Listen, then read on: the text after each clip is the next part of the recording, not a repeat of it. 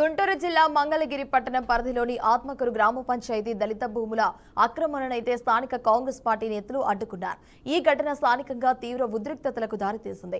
ఇందిరాగాంధీ గారి హయాంలో అయితే దళితులను కేటాయించిన ఈ భూములను కొంతమంది టీడీపీ నేతలైతే క్రికెట్ టోర్నమెంట్ పేరుతో అక్రమంగా ఆక్రమించేందుకు ప్రయత్నించారని స్థానికులు తెలిపారు. ఈ ఆక్రమణకు సంబంధించిన దళిత రైతులు వ్యతిరేకించి Congress town president Jeevan Sagar, town మహిళా ప్రెసిడెంట్ కుర్మాల రాధిక ఇతర పార్టీ నేతలను అయితే పిలిచి ఈ అక్రమాన్ని అయితే అడ్డుకోవాలని కోరారు. కాంగ్రెస్ పార్టీ వారు అక్కడ ఆక్రమించడానికి వచ్చిన వారిని నిర్వధించి ఎంఆర్ఓకి అయితే కంప్లైంట్ చేసినట్లు కూడా తెలిపారు.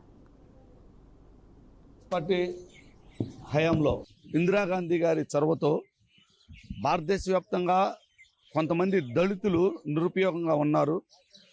వారి యొక్క భుక్తి కోసం, వారి కుటుంబాల అభివృద్ధి కోసం కాంగ్రెస్ పార్టీ హయాంలో శ్రీమతి ఇందిరాగాంధీ గారు ప్రతి కుటుంబానికి 50 సెంట్లు 20 సెంట్లు అసైన్డ్ ల్యాండ్లు ఇచ్చిన సంఘటన. అందులో భాగంగా మంగళగిరి ప్రాంతంలో 144/B అనే సర్వే నెంబర్లో గల భూమి ఇప్పటికీ దళితులు దాన్ని సాగు చేసుకుంటూ దాని మీద ఆధారపడి బ్రతుకుతున్నారు.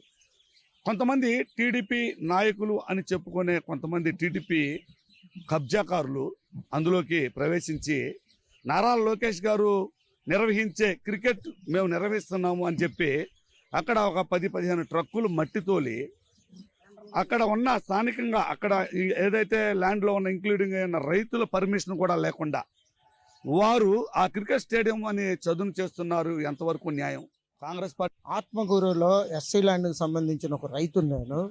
మా పూర్వీకులకి గత 50 సంవత్సరాల నాడు ప్రైవేట్ చేసిన ఎస్సీ ల్యాండ్స్ ఎకరం ఈ పొలాలన్నీ 25.5 ఎకరాలు అక్కడ ఉన్నాయి.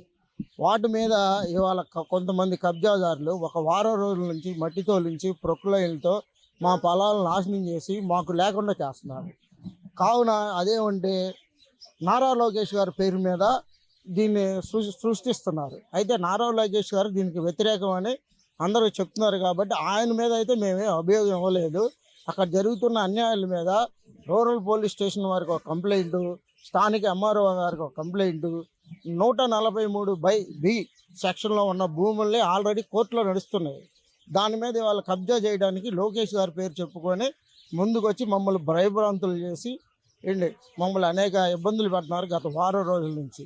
ఇవాళ మీడియా ముఖంగా మేము అందరం విన్నవించుకుంటున్నాం. ఆత్మకూరులో